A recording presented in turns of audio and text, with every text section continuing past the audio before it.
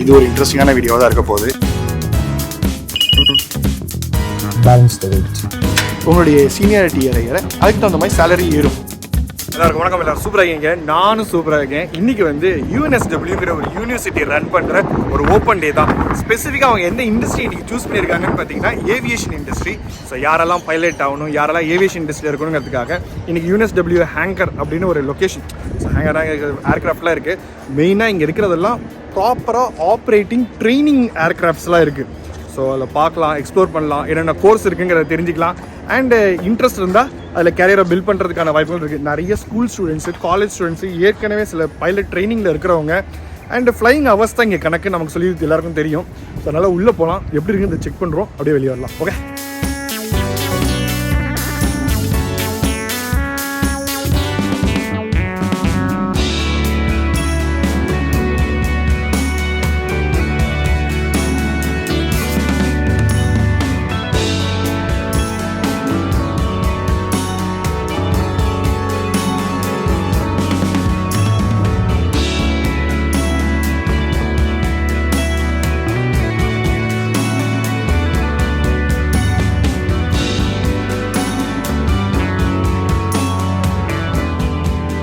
Event ஒரு சூப்பராக முடிஞ்சு. இந்த வீடியோ கிட்டத்தட்ட உங்களுக்கு ஒரு இன்ஃபர்மேஷன் ஷேரிங்காக தான். உண்மையாலுமே ஒரு ஏவியேஷன் இண்டஸ்ட்ரி, அஃப்கோர்ஸ் நான் ஆக்சுவலாக மெக்கானிக்கல் இன்ஜினியரிங் படிச்சிருந்தாலும் அந்தளவுக்கு மெக்கானிக்கல் இன்ஜினியரில் டைம் நான் ரொம்ப ஸ்பெண்ட் பண்ணதும் கிடையாது. உள்ளே வந்து 4 stroke engine, internal combustion engine, அந்த டேர்ம்ஸ்லாம் நிறைய யூஸ் பண்ணும்போது அப்படியே நாஸ்டாலஜிக்கலாக நம்ம படித்ததெல்லாம் ஞாபகத்துக்கு வருதே அப்படிங்கிற மாதிரி இருந்துச்சு. பட் அதுக்கு அப்புறமேட்டு தலைக்கு மேலே போயிடுச்சு. ஏன்னா ரீகலெக்ட் பண்ண முடியல. தே ஆர் வெரி டூ டெக்னிக்கலாகவும் பேசினாங்க. சில பேர் ரொம்ப கேஷுவலாக குழந்தைங்களுக்கு தகுந்த மாதிரி பேசினாங்க. ஏன்னா நிறைய ஸ்கூல் கிட்ஸும் வந்ததுனால இப்போ ரீசெண்டாக ஒரு 5 years to 6 yearsல நிறைய பேர் ஏவியேஷன் இண்டஸ்ட்ரியை பற்றி ஆஸ்திரேலியா பேசிகிட்டு இருக்காங்க. இப்போ நிறைய காலேஜஸ் அண்ட் நிறைய யூனிவர்சிட்டிஸில் ஒரு ப்ரோக்ராமாகவே அது வந்துடுச்சு.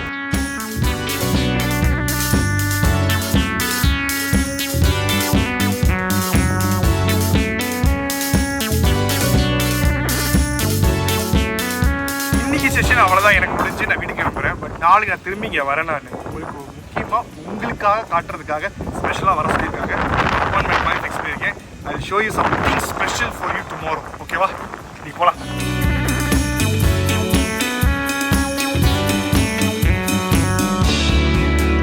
இன்றைக்கி வந்து நான் வந்திருக்கிறது வந்து ஒரு ஏர்போர்ட்டுக்கு, பேங்க்ஸ்டவுனுங்கிற ஒரு லொக்கேஷனில் இருக்கிற ஒரு ஏர்போர்ட்டுக்கு. இங்கே பர்சனலாக ஏவியேஷன் இண்டஸ்ட்ரியில் ட்ரைனிங் கொடுக்குறாங்க. அண்ட் நேற்று வந்து பார்த்திங்கன்னா ஃபேமிலியோட ஒரு ஓப்பன் டே UNSW நடத்துகிற ஒரு ஓப்பன் டேக்காக வந்துருச்சு. அவங்களும் ஃபோக்கஸிங் ஆன் ஏவியேஷன் இண்டஸ்ட்ரி. புதுசாக ஸ்டூடெண்ட்ஸ் வந்து ரைட் ஃப்ரம் ஸ்கூல்லேருந்தே எப்படி ப்ரிப்பேர் ஆகி எப்படி ஏவியேஷன் இண்டஸ்ட்ரியில் வரலாம் அப்படிங்கிறத பற்றியான ஒரு ஓப்பன் டே. இன்றைக்கி வந்து ப்ரைவேட், பார்ட் டைம் அண்ட் ப்ராப்பரான ஒரு யூனிவர்சிட்டி மூலிமாவோ இல்லை டாஃபே மூலிமாவோ வர எல்லாருக்குமே இது ஒரு ஸ்கூல் மாதிரி இது ட்ரைனிங் கொடுப்பாங்க. பர்சனலாக நானும் வந்து எப்படி ட்ரைனிங் எடுத்துக்கலாம் இல்லை லைசன்ஸ் வாங்கலாங்கிறத பற்றி தெரிஞ்சுக்கிறதுக்காக தான் வந்திருக்கேன். அவர் அங்கே கூட இருக்கிறாரு. அவர் வந்து is a very senior instructor and they can able to give lot of insights. Is set at a certain angle. Okay. That one over there, you see how it's got a more circular shape cut out? Yep. So the propeller blade actually changes angles. Okay. This is like changing gears on a car. The faster you go, the more you can change it to a larger angle so that it more efficiently uses the power. So இது வந்து warrior 3 ஆக்சுவலாக first to start with இந்த மாதிரி ஃப்ளைட்டில் start பண்ணலான்னாங்க. இது கொஞ்சம் old மாடலாக இருந்தாலும் ஸ்லோவாக போகும். பட் புதுசு மாடலுக்கும் பழைய மாடலுக்கும் உள்ள ஒரே ஒரு டிஃப்ரென்ஸ் என்னென்னா ஸ்பீடு மட்டும்தான் அப்படின்னாரு. அண்ட் மோர் இம்பார்ட்டண்ட்டாக இது மாதிரி போகிறதும் அது மாதிரி போகிறதுக்கும் ஸ்பீடை தவிர வேறு எதுவுமே ஒன்றும் இல்லை. பட் லேர்னிங் வைஸ் சேம் தான்.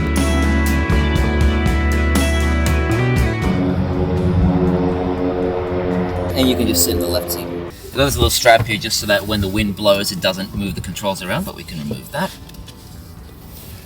Very standard layout. So over here you've got a digital screen. You've got the backups over here that are analog. You've got some engine instruments over here, so your fuel gauges, how much fuel's in each fuel tank.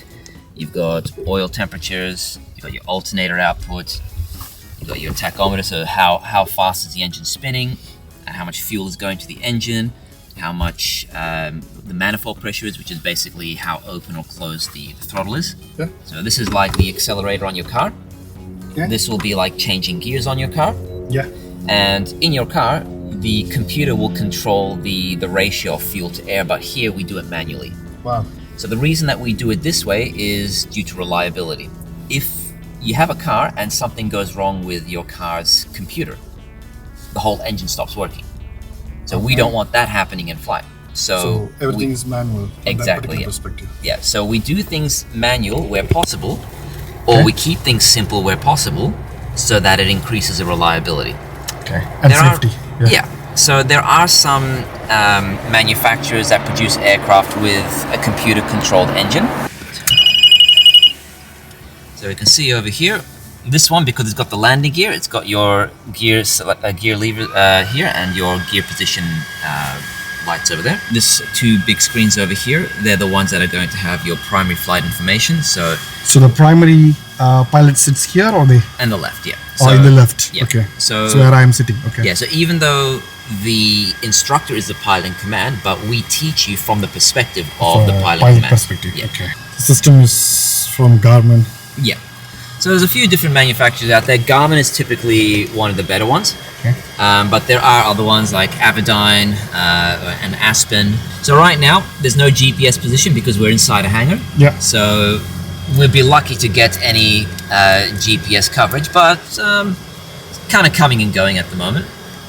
If you pull the aircraft out, you'll get a GPS position there. But Okay. so you can see here the attitude of the aircraft. So if you're flying in cloud, you can't see outside. So this will be your primary method of orienting the aircraft. You've got altitude on your right, you've got airspeed on your left, you've got the heading of the aircraft over here, and then you've got this little blue thing moving there. That's a little reference or a little reminder so that you know what direction to turn in. Okay. And the course has something similar as well. So we go through what all of these things mean as part of theory, Yeah. just so that you don't just get thrown here and you're trying to figure out things by yourself. Yeah. And there is any specific reason for having a countdown there? Is it for So- landing or? No, so you got counters over here to remind you of things. So Okay. for us, one of the most important things, because we've got 2 fuel tanks, Okay. we have to select 1 fuel tank at a time. Okay. So if we stay on 1 fuel tank for too long Okay. and we forget about it, we might run out of fuel accidentally. Okay. So the purpose of having a countdown timer over here is that I could say, all right, every half an hour, I want to swap the fuel tanks from left to right or right to left. It's to balance the weight. Number 1, to balance the weight. But number 2 is also to keep an eye on how much fuel we have. So when my 30 minutes counts down to 0, then I can have a look at my fuel log Okay. and go, all right, I started with 2 hours of fuel in the left Yeah. and 2 hours and 20 minutes of fuel in the right. Okay. I was on the left tank when the timer expired, so I'm going to subtract from that 30 minutes. So now I have 1 hour and 30 minutes in the left, 2 hours and 20 minutes in the right. Okay. And then I just keep on updating that. If I forget about that and Yeah, I'm flying yeah, over yeah. the Blue Mountains or something, I've got no place to land. Okay. You make sense. Yeah. Okay. And we have pedals as well. Yeah, Like, so these pedals here, they're not like a car. So these pedals, while you're under normal operation, your heels are on the floor, Okay. your toes are on the bottom half of the pedals, and this will control the rudder in flight, and on the ground it will control the nose wheel. So the front wheel on every aircraft, yeah. they will move left and right. So Okay. you're turning left and right like this, not like this. This Ah. won't do anything while you're on the ground. Okay. That's for ground Exactly. turns. Exactly. Okay. And then if you want to slow down and use the brakes on the wheels, you Yeah. then take your feet, you then bring them up, and then on the silver part, you're going to push down. So like that. Okay. So I can use right brake, so I go right brake, left brake, or both brakes. Yeah. Or if I want to turn, left and right. So you see how they all slide forward or push down. Okay. And the moment you operate there, it happens to me on my side yeah. as well. So everything is dual Sync. control. Okay, dual. So as I go left, that moves left. Yeah. And same with the controls here, left and right. So that way, if you make a mistake, the instructor can catch it. So both sides it operates simultaneously. Okay. Correct. So you call it as a dual control, right? Dual control. Yeah, dual control. Yeah. All right. All Well, right. I'll turn this off so that we don't drain the battery. Yeah, it's true. And what is this one like? So that's your compass. So it works like any other compass. Okay. Just seeks north. So Oh. if the navigation systems fail, this is your backup. Like a manual one. Yeah. Good. It's like a 4-seater, is it? Yeah. 4-seater. It's interesting. What is the model of this one? So this one is a Piper Arrow. Piper Arrow. Piper Arrow. The one outside is Piper That's Piper Warrior. Warrior. That one's a Piper Archer. Piper Archer. Yeah. Okay. So really the difference between a Warrior and an Archer is just that the Archer's got a more powerful engine in it. So this one has more powerful engine in it. Yeah. So the Warrior has 160 horsepower. Okay. The Archer has 180. Yeah. And then the Arrow has 200. Wow. Okay. Which is still less than most cars. Still less than most cars. Yeah. Well, let's Okay. have a look at an engine. Yeah. It's interesting on it. Just make sure not to get close to the propeller. We always treat the propeller as if it can turn at any time. Yeah. Okay. And part of that is that reliability once again. So this is the engine. From here to here. That's it. 4 cylinders. Just from here to here. That's it. That's it. Okay. So 4-cylinder. Okay. So there's a couple of things that make this engine a lot more reliable. Yeah. And so coming back to the safety with the propeller. Yeah. So the reason that we want to avoid having any part of our body within the Yeah. propeller's plane of rotation is that unlike a car May where hurt us. everything's computer controlled, so this component over here is called a magneto. Okay. So a magneto is basically like an engine-driven generator. Okay. So when the engine moves, it moves this. It charges up a current. Okay. And it's very high voltage, which then, as you can see, these leads that come out over here, and they go to the spark plugs. Okay. So this is what's controlling the timing and the sparks. Okay. So if I were to move the propeller, which you can just stand back just to make sure that there's no issue. So have a listen for a click. You'll hear a click shortly. Yeah. All right. That's the spark plug one. So that's the spark. Ah. So that's when it releases that to ignite any fuel that's inside the engine. Now, if there's a fault in this, then there's a possibility that this will be live. So if Okay. I do that, and if there's fuel inside the cylinders, then that can ignite that, and that can ignite and cause the propeller to turn without me realizing it. Okay. So rather than me trying to guess, is there a fault in this or not, which I've got no way of knowing, Okay. I always assume the worst case scenario. So that way I always keep clear of the propeller. Okay. It's kind of like electricians. You always treat every circuit as if it's live. Yeah. Theoretically, you've turned the circuit breaker off. But how do you know there's no other fault in the system? Yeah. Makes So sense. We go with that same mentality. Okay. So yeah, this is what 160 horsepower gets you. 160 horsepower. But 160 horsepower is like, yeah, what you said is right. Some of the cars have more than this. I think most cars have more than that. More cars is like, They're not for training. These are just they're owned by charter companies. okay. So yeah, they just parked over here because it's easy for passengers. Can to you get just through. go close by and see something? Yeah, we can have a look, but we're just not allowed to touch them. They're Yeah, I understand. they're not for the flying. So this is for private, you mean?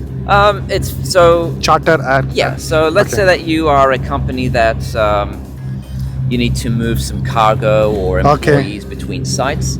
So It's basically, personally owned think by a company or an organization. yeah. So think Okay. think of charter flights like an aeroplane taxi. Okay. The difference between charter and what you would have in, say, Qantas is that when you hire for charter, you're hiring the pilot and the aircraft. Okay. Whereas a place like Qantas, you are hiring just the seat on the flight. Okay. It's good. Like how many seater would that be?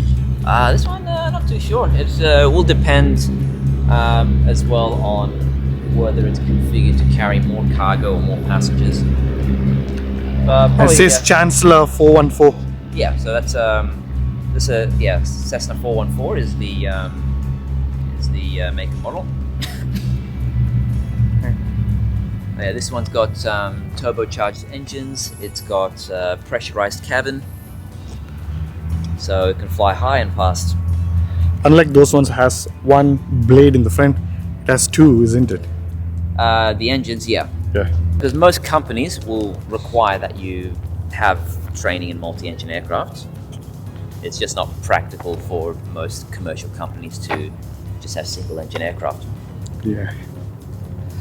But so இங்கே 2 propeller இருந்தால் 2 engine, ஒரு propeller இருந்தால் ஒரு engine, அதுதான் concept. நிறையா இடத்துல தேவைப்படுறது என்னென்னா, சில பேருக்கு ட்ரைனிங் சிங்கிள் என்ஜினில் இருக்கணும், சிலதுக்கெலாம் 2 என்ஜின் உள்ள ட்ரைனிங் உள்ளதும் தேவைப்படுது.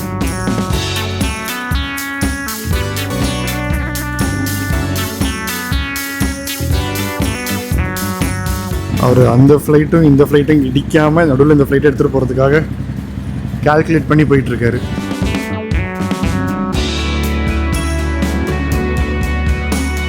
யூஎன்எஸ்டபிள்யூடைய ஃப்ளையிங் யூனிட் இந்த ஏரியாவில் தான் இருக்குது. ஸோ இங்கே தான் ஓப்பன் டேலாம் பண்ணுவாங்க. பின்னாடி நீங்கள் பார்க்குறீங்களா, அங்கே தான் ஓப்பன் டே பண்ணுவாங்க. இந்த இடத்துல அவங்களோட ஆஃபீஸ் இருக்குது. ஏவியேஷன் இண்டஸ்ட்ரியோடைய ஒன் ஆஃப் த அவனுடைய ஹப்பு மாதிரி நீங்கள் வச்சுக்கலாம். அண்ட் பேங்க்ஸ்டவுனுடைய ப்ரைமரியான ஹப் இது தான். இங்கேருந்து அவங்களுடைய டியூட்டரிங், ட்ரைனிங் எல்லாமே பண்ணுறது இங்கேருந்து தான். ஸோ ஏவியேஷன் இண்டஸ்ட்ரினாவே பைலட் ஆகிறது இல்லை ஏர்போர்ட்டு, அது ஒரு ஃபேண்டஸியான ஒரு சப்ஜெக்டாக இருக்கும் பல பேருக்கு. காரணம் என்னென்னா, அதில் இன்வால்வ் ஆகிற ப்ரைஸிங் அண்ட் டைமு, அதுக்கான ரிட்டர்ன்ஸ், இதை பற்றியான நிறைய பேருக்கான புரிதல் ஒன்று ஒவ்வொரு மாதிரி இருக்கும். பட் என்னுடைய புரிதலும் ஒரு மாதிரியாக தான் இருந்துச்சு. கிட்டத்தட்ட முக்கால்வாசி majority the people we think வந்து இட் இஸ் எக்ஸ்பென்சிவான ஒரு இண்டஸ்ட்ரி, இதை டக்குன்னு போய் யாரும் செஞ்சிட முடியாது அப்படின்னு நமக்கு தோணிகிட்டே இருக்கும். உங்களுக்கு அந்த மாதிரியான தாட்லாம் இருக்குது அப்படின்னா இந்த வீடியோ உங்களுக்கு ஒரு கிளாரிட்டி கொடுக்கும்னு நினைக்கிறேன். நிறைய பேர் நம்மளால் பைலட் ஆக முடியல, இல்லை நம்மளால் ஏவியேஷன் இண்டஸ்ட்ரிக்குள்ளே சேர முடியல அப்படின்னு தோணும். பட் சரி, நம்மளுடைய கிட்ஸுக்கு அது மேலே இன்ட்ரெஸ்ட் இருக்கும். சில பேர்லாம் சின்ன வயசுலேருந்தே ஏரோப்ளைன் பொம்மையை வச்சு விளாண்டுட்ருப்பாங்க. சரி, நம்ம பிற்காலத்தில் பைலட் ஆகிடலாம் அப்படின்னு தாட் இருக்கும். அப்புறம் காலப்போக்கில் சும்மா இன்ஜினியரிங்கில் சேருவோம், மெக்கானிக்கல், சிவில், எலக்ட்ரிக்கல் எதுவாக இருந்தாலும் சரி, கம்ப்யூட்டர் சயின்ஸாக இருந்தாலும் சரி, எதுவாக இருந்தாலும் சரி ஐடிக்குள்ளே போவோம் அப்படிங்கிற மாதிரி இருக்கும். பட் இன்றைக்கி இருக்கிற நிலமா உலகம் ஃபுல்லாக ஐடிக்கு என்னங்கிறது நமக்கு தெரியும். ரொம்ப நாள் வந்து ஐடிக்குள்ளாலேயே சஸ்டெயின் ஆகி இருக்கிறவங்களும் இருக்கிறாங்க, which is good for them. But சில பேர் ஆல்டர்னேட்டிவாக இதுக்கு மேலே ஃபியூச்சரில் என்னென்ன பண்ணலாம் அப்படின்னா, மறுபடியும் இந்த கோர் இன்ஜினியரிங்னு ஒன்று இருக்குல்ல. ஸோ மெக்கானிக்கல் இன்ஜினியரிங் பண்ணால் மெக்கானிக்கல் ஃபேக்ட்ரிஸ், மேனுஃபேக்சரிங், ப்ரொடக்ஷன் அதுக்குள்ளே போகிறதாகட்டும், இல்லை எலக்ட்ரிக்கல், இல்லை electronics and communication, instrumentation, information technology and computer சயின்ஸை தாண்டி வேறு என்னென்னலாம் இருக்குன்னு ஒன்று இருக்குல்ல.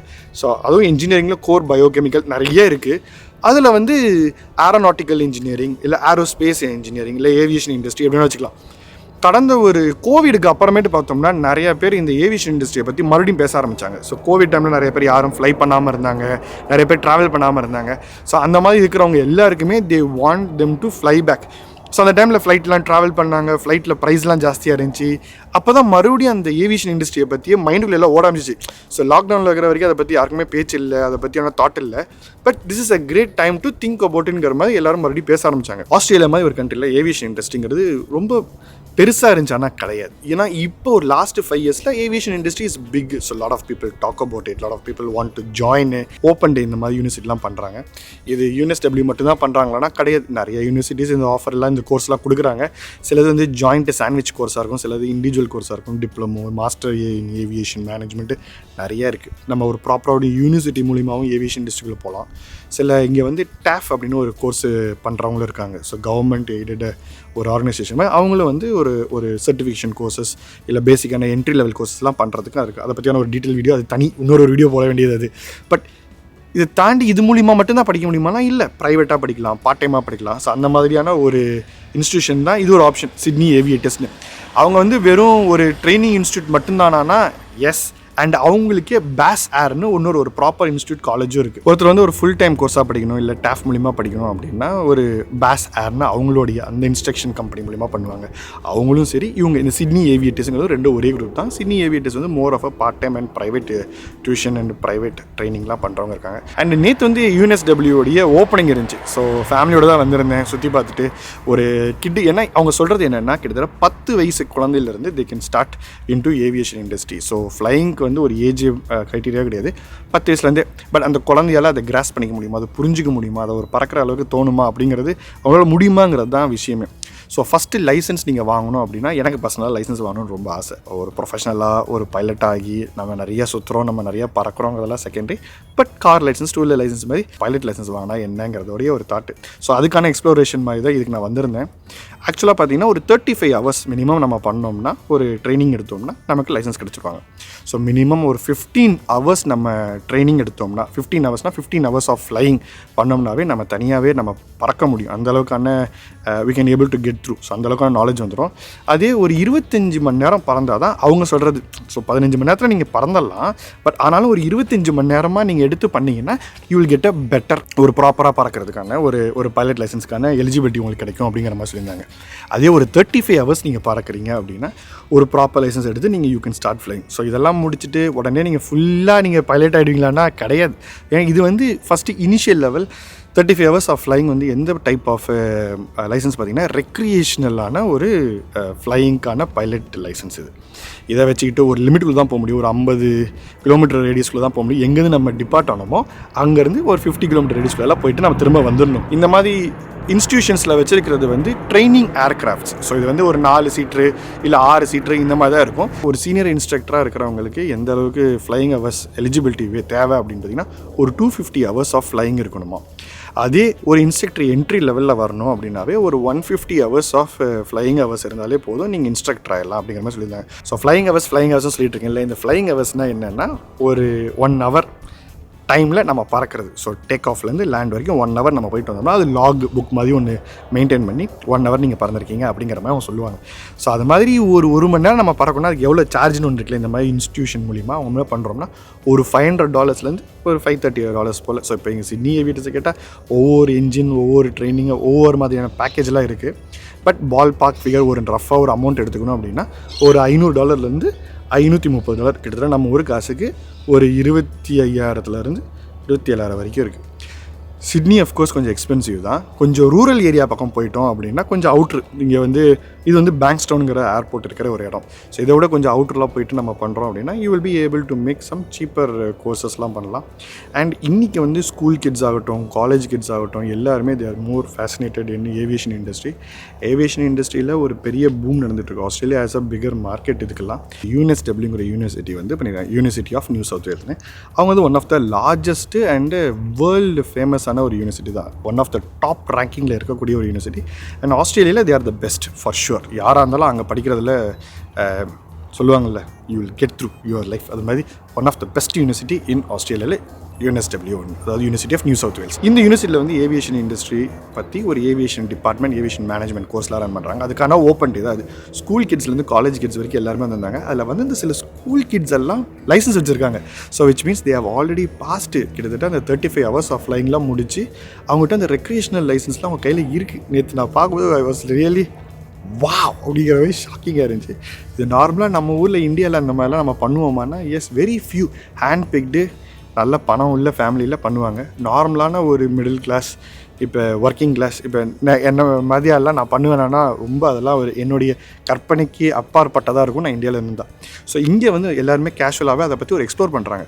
நம்ம எல்லாருமே இன்னும் அந்த ட்ரெடிஷ்னலான அந்த ஐடி அந்த மாதிரி ஃபீல்ட்லேயே நம்ம இருக்கிறோமா. ஸோ இது ஒரு கேட்சியான எனக்கு ஒரு இதாக தோணுச்சு. அது திடீர்னு பார்த்தா அவங்க பேச அந்த இன்ஸ்ட்ரக்டர், அந்த பைலட்ஸ், அந்த ட்ரெயினர்ஸ்லாம் பேச நமக்கு வந்து அது ஒரு மெஸ்மரைசிங்காகவே இருந்துச்சு. ஸோ நம்ம வந்து இன்ஜினியரிங் பண்ணியிருப்போம், இன்ஜினியரிங்கில் சில இன்ஜின்ஸை பற்றிலாம் படிச்சிருப்போம். அதுக்கப்புறமேட்டு அதை நம்ம எப்போ யூஸ் பண்ணோம்னா எதுவுமே இல்லை. பல பேர் மெக்கானிக் இன்ஜினியரிங் படித்தோ, இல்லை பல பேர் சிவில் பண்ணியோ வீடு கட்ட முடியாமல் இருப்பாங்க. இல்லை சில பேர் ஒரு வண்டியில் இருக்கிற ஸ்பார்க் ப்ளக்கை கூட க்ளீன் பண்ண தெரியாமல் இருப்பாங்க. அந்த மாதிரி பல பேரில் நானும் வருதுன்னு வச்சுக்கோங்களேன். ரொம்பலாம் பெருசாலாம் நமக்குலாம் அந்த இன்ஜினியரிங்கில் இல்லை. ஆனால் இந்த மாதிரியான ஒரு ஈவெண்ட்டுக்கு வரும்போது when you hear from the experts வந்து நம்ம கேட்கும்போது அது நம்ம காதில் வந்து இந்த நாஸ்டாலஜிக்கலாக கிட்டத்தட்ட பல வருஷத்துக்கு முன்னாடி நம்ம காலேஜில் இதெல்லாம் நம்ம படித்தோமே, நம்ம கேட்டோமே அப்படிங்கிற மாதிரி இருக்கும். ஸோ இன்ஸ்ட்ரக்டர் வந்து ஃபுல்லாகவே சுற்றி காமிச்சார். சில இதெல்லாம் வந்து ஒரு டியூவல் இன்ஜினுடைய ஏர்க்ராஃப்ட் எப்படி, ஒரு சிங்கிள் இன்ஜின் ஏர்க்ராஃப்ட் எப்படி, ஒரு டியூவல் இன்ஜின் ஏர்க்ராஃப்ட்னா அது ரொம்ப சேஃபு சிங்கிள் இன்ஜினை விட அப்படின்னு சொல்கிறாங்க நிறைய பேர். ஆனால் அது கிடையாது. ஒருவேளை ஒரு டியூவல் இன்ஜினில் ஒன்று ஃபெயிலியர் ஆச்சுன்னா அப்படியே அது ஒரு ஸ்பின் எடுத்து அப்படி சுற்றும். அதை வந்து ரொம்ப ரொம்ப கேர்ஃபுல்லாக ஹேண்டில் பண்ணுறதுக்கு உடனே நம்ம சுதாரிச்சிக்கணும் அப்படின்னாங்க. அதே சிங்கிள் இன்ஜினில் ஃபெயிலியர் ஆச்சுன்னா அது நேராக கீழே தான் இறங்கும். ஸோ அதுக்கும் நம்ம சுதாரிச்சிக்கணும் அப்படின்னாங்க. ஸோ சிங்கிள் இன்ஜினுக்கு பதிலாக டபுள் இன்ஜின் தான் நம்ம பொழைச்சிக்கலாம் ஹையர் ரேட்டர் ஆஃப் சர்வைவல்னால் அப்படிலாம் கிடையாது. அது வந்து ஒரு மித்தாவும் மக்கள் மத்தியில் பேசப்படுது ஒழிய மிச்சப்படி அது ரியாலிட்டி பார்த்தீங்கன்னா you should know how to deal with it. அதே மாதிரி டக்குன்னு இன்ஜின் ஃபெயில் ஆச்சுன்னா டப்புன்னு விழுந்துடும் அது மாதிரிலாம் கிடையாது. It will glide through. உங்களுக்கு எப்படி அதை மேனேஜ் பண்ணணும்னு தெரிஞ்சிச்சுன்னா அதுக்கெலாம் தான் ட்ரைனிங் கொடுக்குறாங்க. வீக்கெண்டானாலும் சரி எல்லா நாளுமே இங்கே ட்ரைனிங் உண்டு. ஆல் 7 டேஸும் உண்டு. பப்ளிக் ஹாலிடே சில நாள் தான் லீவ் விடுற மாதிரி இருக்கும். அண்ட் அன்றைக்கும் உண்மையாலுமே நிறைய கோர்சஸ் யாராவது புக் பண்ணியிருந்தாங்க, ப்ரைவேட் டியூஷன் புக் பண்ணியிருந்தாங்கன்னா அதுக்கும் கண்டிப்பாக ஓப்பனிங்லாம் உண்டு அப்படிங்கிற மாதிரி சொல்லியிருந்தாங்க. சரி ரைட். இப்போ இந்த இண்டஸ்ட்ரியில் வந்து படிக்கிறாங்க அப்படின்னா என்னென்ன படிக்கிறாங்கிறதுக்கான ஆப்ஷன்ஸ்லாம் இருக்குது. ஸோ மாஸ்டர்ஸ் பண்ணலாம், பேச்சலர்ஸ் பண்ணலாம், சாண்ட்விச் கோர்ஸாக பண்ணலாம். அண்ட் சில பேர் வந்து எலக்டிவாக பண்ணுறாங்க, சில பேர் ஒவ்வொருத்தரும் ஒவ்வொரு டைப் ஆஃப் பண்ணுறாங்க. இது வந்து பண்டிலாக பண்ணோம்னா ரொம்ப பெஸ்ட்டு அப்படிங்கிற மாதிரி சொல்லியிருந்தாரு. இல்லை பண்டில் பண்ணாமல் தனியாக ஒரு கோர்ஸாக பண்ணால் கொஞ்சம் எக்ஸ்பென்சிவாக இருக்கும் அப்படிங்கிற மாதிரி சொல்லியிருந்தாங்க. ஒவ்வொரு யூனிவர்சிட்டி ஒவ்வொரு மாதிரியான கோர்ஸ் ஆஃபர் பண்ணுறாங்க, ஒவ்வொரு மாதிரியான ஃபீ ஆஃபர் பண்ணுறாங்க. பட் ஒரு ப்ராப்பரான ட்ரைனிங் இந்த மாதிரி இவரும் சரி, நேற்று அந்த ஓப்பன் டேலையும் சரி, அங்கே ட்ரைனிங்கில் அவங்க சொல்லி முடித்தது என்னென்னா, நம்ம படித்து முடிக்கிறதுக்கு ஒரு 3 வருஷம் 4 வருஷம் ஆகுது அப்படிங்கிற பட்சத்தில் முடித்ததுக்கு அப்புறமேட்டு கோர்ஸ் வந்து ஒரு 150K போல் ஆகிடுது அப்படிங்கிற மாதிரி சொல்கிறாங்க. ரஃபாக நான் சொல்கிறேன், எல்லாமே ஒரு எஸ்டிமேட்டடாக வச்சுக்கோங்க. கரெக்டாக அந்த நம்பர் தான் இல்லை, ஒரு எஸ்டிமேட் வச்சுக்கோங்க. ஒரு 150K போல் நமக்கு ஒரு இன்வெஸ்ட்மெண்ட்டு. அது முக்கால்வாசி எல்லாமே பார்த்தீங்கன்னா இந்த ப்ரைவேட்டு ட்ரைனிங்கை தவிர மிச்சம் எல்லாமே நீங்கள் கவர்மெண்ட் ஃபண்டிங் கெட் ஹெல்ப் மூலிமா அந்த லோன் மூலிமா போயிடலாம். அப்புறமேட்டு நீங்கள் படித்து முடிச்சு வேலைக்கு போய் அதில் சம்பாரித்து நம்ம பே பண்ணிக்கலாம் முடியும். அது வரைக்கும் முன்னாடி கட்ட தேவையில்லை, அதுக்கு சார்ஜ் பண்ணிவிடுவாங்க. ஓகே, இப்போ படித்து முடிச்சாச்சு. இப்போ வேலை வாய்ப்பு எந்த அளவுக்கு இருக்குன்னா, வேலை வாய்ப்பும் இருக்குது. நீங்கள் வந்து பல டைப்பில் போகலாம். ஒன்று கார்ப்பரேட் லெவல், அது வேறு லெவல். இன்னொன்று பேசஞ்சர் லெவல், இன்னொன்று டர்போ லெவல். ஸோ ஒவ்வொன்றும் ஒரு இதெல்லாம் ஒரு சைடு இருக்குது. இன்னொரு சைடு ஒன்று இருக்குது, அது வந்து என்னென்னா டிஃபென்ஸ். அது வந்து வேறு ஒரு ப்ரோக்ராம்குள்ளே போயிடுற மாதிரி இருக்கும். ஸோ ஸ்டார்டிங் சேலரி பார்த்தீங்கன்னா ஒரு ஃபஸ்ட் ஆஃபீஸர் இல்லை லெஃப்ட்டில் உட்காந்துட்டு போவாங்கல்ல பைலட் பக்கத்தில், அவங்களுடைய ப்ரைஸ் பார்த்தீங்கன்னா ஒரு 50Kலேருந்து 60K. நான் ஃபஸ்ட்டு எடுத்தோன்னே ஷாக் ஆகிட்டேன். என்ன இந்த அளவுக்கு ஒரு 150K போல் இன்வெஸ்ட்மெண்ட் பண்ணி நம்ம ஒரு கோர்ஸ் பண்ணுறோம். 150Kனா $1,50,000 ஆஸ்திரேலியன் டாலர். அதுக்கான எக்ஸ்பெக்டேஷன்ஸ்லாம் வேறு லெவலில் இருக்குமே, என்ன இப்படி சொல்கிறீங்க அப்படிங்கிற மாதிரி டக்குன்னு தோணுச்சு. அப்போ தான் சொன்னாங்க, ஸோ அதுக்காரமே நீங்கள் எக்ஸ்பீரியன்ஸ் கேதர் பண்ண ஒவ்வொரு ஃப்ளையிங் ஹவர்ஸ் ஏற ஏற ஏற ஏற ஏற உங்களுடைய சீனியாரிட்டி ஏற ஏற அதுக்கு தகுந்த மாதிரி சேலரி ஏறும். ஸோ ஃப்ளையிங்கிறது ஏவியேஷன் இண்டஸ்ட்ரிங்கிறது ஹெல்த் கேர் மாதிரி தான். இப்போ எப்படி ஒரு டாக்டர் வந்து படித்து முடித்து உடனே வந்து பெரிய சேலரி கிடைக்காது. பட் அவங்களுடைய எக்ஸ்பீரியன்ஸு, அவங்களோட நம்பர் ஆஃப் ஆப்ரேஷன்ஸ், அவங்களோட சர்ஜரிஸ், அவங்க எத்தனை பண்ணுறாங்க அண்ட் எத்தனை வருஷத்துக்கு அவங்க ப்ராக்டிஸ் பண்ணியிருக்காங்க அண்ட் எந்தளவுக்கு அவங்க கைராசியானால அதெல்லாம் பேசுகிறாங்களோ அதே மாதிரி தான் இங்கே பைலட்டுக்குமா எத்தனை ஹவர்ஸ் அவங்க வந்து ஃப்ளை பண்ணியிருக்காங்க, எந்தளவுக்கு கைராசி, எந்தளவுக்கு டேமேஜ் எதுவும் பண்ணாமல் இருந்திருக்காங்க அண்ட் எந்தளவுக்கு சேஃபாக லேண்டிங், எந்தளவுக்கு டர்புலன்ஸ் ஹேண்டில் பண்ணியிருக்காங்க, அதெல்லாம் பார்த்துட்டு அதுக்கு தகுந்த மாதிரி இன்க்ரிமெண்ட்டு, அதுக்கு தகுந்த மாதிரியான ப்ரொமோஷன்ஸ் எல்லாம் உண்டாம். ஸோ கேப்டன் லெவலுக்கு ஆனாங்கன்னா 150K அதுக்கு மேலாம் போகிறது.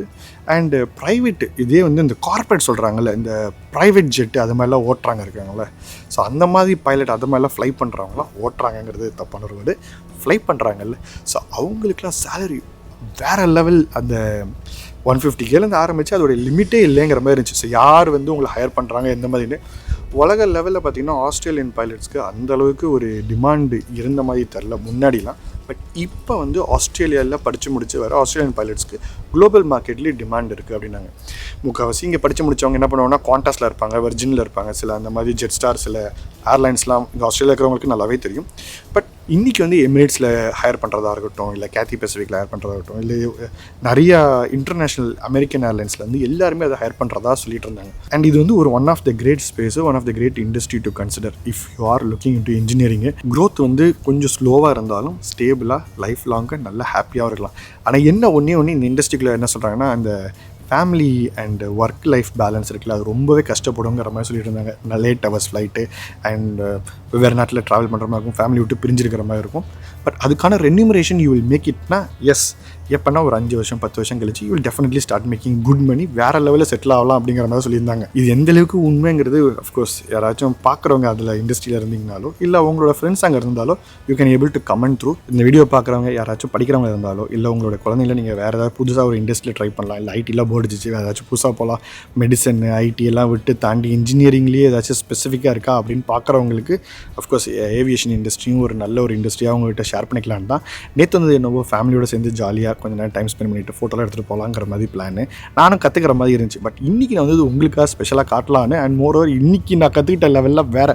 ஏன்னா பிகாஸ் நேற்று வந்து ஒரு யூனிவர்சிட்டியோட இன்ஸ்ட்ரக்டர்கிட்ட வந்து கற்றுக்கிட்டேன். இன்றைக்கி வந்து ஒரு ப்ரைவேட்டான ஒரு இன்ஸ்டியூஷன்லேருந்து அந்த ஸ்பெஷலைஸ்டு வேறு லெவல். அவர் வந்து வெரி வெரி சீனியரான ஒரு இன்ஸ்ட்ரக்டர். அவர்கிட்ட வந்து நான் கற்றுக்கும் போது நிறைய விஷயம் இருக்குது. ஸோ சும்மா உங்களுக்காக காட்டலான்னு வந்த என்ன அவர் வந்து he made me to plan ahead. இப்போ வந்து நான் எந்தளவுக்கு பிளானில் இருக்கிறேன்னா எப்படியாச்சும் கொஞ்சம் டைம் ஒதுக்கி ஏதாவது பண்ணி லைசன்ஸ் ஒன்று வாங்கணும். ரொம்ப பைலட்டாக ஆகிறமோ இல்லையோ ஒரு ஹாப்பியான ஒரு மூமெண்ட், அது ஒரு மெமரி. சார் லைஃப்பில் நம்மளும் ஒரு பைலட் லைசன்ஸ் வச்சுருக்கோம் அப்படிங்கிற மாதிரியான ஒரு ஆசைக்காக தான் நானும் எக்ஸ்ப்ளோர் பண்ணுறதுக்காக வந்திருக்கேன். இந்த வீடியோ ஆஸ் யூஷுவல் ஒரு நல்ல ஒரு எஜுகேஷனல் சம்மந்தமான அவேர்னஸ் வீடியோவாக தான் உங்கள்கிட்ட ஷேர் பண்ணிக்கலான்னு. இந்த வீடியோ உங்களுக்கு பிடிச்சிருக்குன்னு நினைக்கிறேன். இன்னொரு வீடியோ பார்க்கும் வரை signing off your SKLI Satishkumar. Bye.